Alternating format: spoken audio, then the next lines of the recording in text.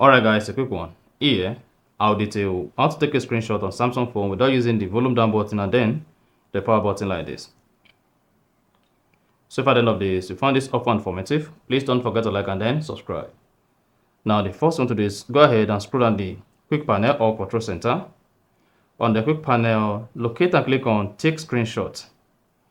If take screenshot is available, just click on it once and that's going to take the screenshot on your Samsung phone. However, if the feature is missing, all you need to do is go back to the quick panel, edit the quick panel, click on edit.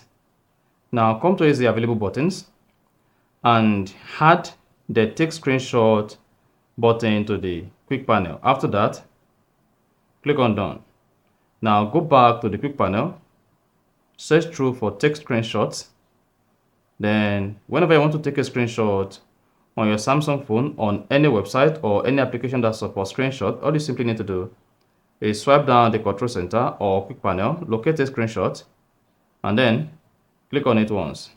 Now to find your screenshot, all you need to do is go ahead and open the gallery app on your Samsung phone. So come here, search for gallery, open it.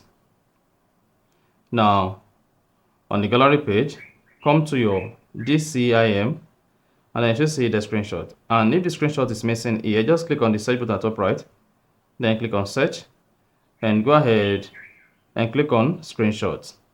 Then you should see all your screenshots like this, and that is it. So that's exactly how to take screenshots without buttons on Samsung. So if you found this offer informative, please don't forget to like and then subscribe.